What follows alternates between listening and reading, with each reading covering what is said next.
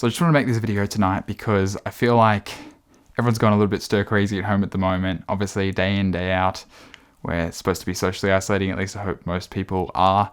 And that can just damage your mental health pretty quickly, I feel. Obviously, we all used to having a routine, whether that's work, whether that's going out to something like the 1,000 steps even, and being active, seeing friends, being close to people.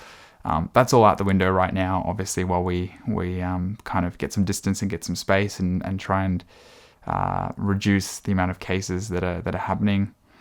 But one of the biggest things that's kind of been affecting me recently, and I've really had to learn to switch off, is the news and the media cycle. And I feel like it's going to be the same for a few people as well, because it's constant. It's always going on, and I feel like the media loves this kind of stuff. And it's just the nature of the business. It's the nature of the fact that they want to write the sensationalist headlines. They want to get clicks. They want to get views. That's how they make money. And it's just a crappy thing about it, basically. But I just wanted to point out to everyone that, yes, the amount of cases is going to keep increasing.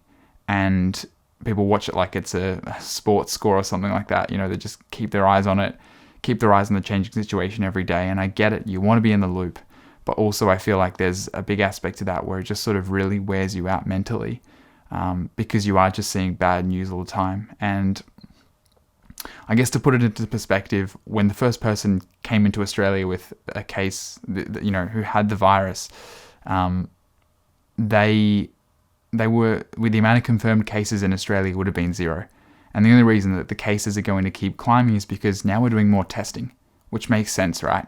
But of course, those sort of media outlets wouldn't say that. They're going to just paint it as the fact that the epidemic keeps spreading, right? It keeps growing and getting bigger. But there's only 2 reasons why that number would now stop and slow down. Stop or slow down, I should say. Which is basically either the amount of the rate of infection starts to slow, which is going to happen obviously if we keep socially isolating, and that's really important. Or number 2 is we stop testing. And I just want to put that out there, put that into perspective, because everything relies on us doing tests now, making sure that we know how many people have it, how many people we need to treat. There's obviously an aspect to being a bit younger where you can be a little bit more bullish and think to yourself, yeah, it doesn't matter if I get it, I'm going to be young, I'm going to survive. But really, you just don't know. And obviously, I want everyone out there who I know and who I love, I want them to be safe. And because it's asymptomatic, because you don't know for 2 weeks whether you've actually got it, you've got to be careful who you're in contact with. And you might live with people who are higher risk. You might know people who are higher risk who you go visit.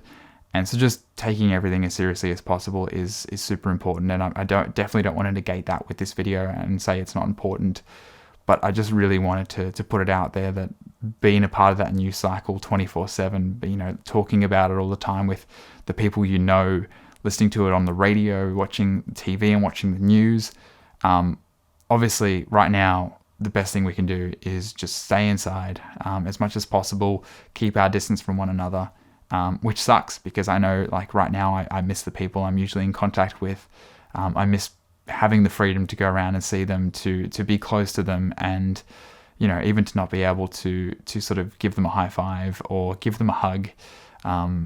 Is really, it's not a nice thing as a human being to be cut off that way, because that's we're social creatures. We're supposed to be doing this kind of stuff. But right now,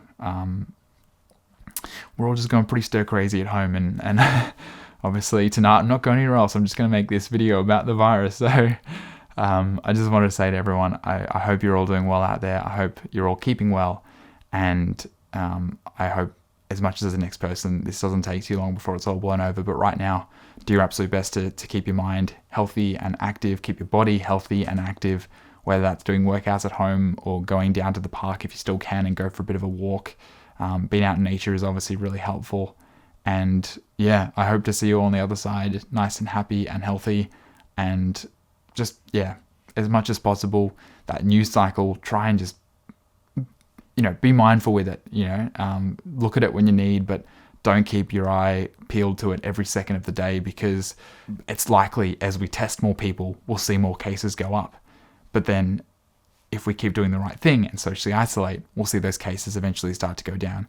And at that point, I hope eventually we'll be able to see the reopening of businesses and restaurants, and we can eventually get back to a point where we're living life as normal. And I think if anything, it's just come to appreciate a bit more of the everyday that we sometimes tend to begrudgingly hate getting up on Mondays for some of us. And now we're just like, damn, I really wish it was a Monday. Every day a weekend is kind of like a bit of a nightmare. But yeah, keep well and love you all. I'll see you soon.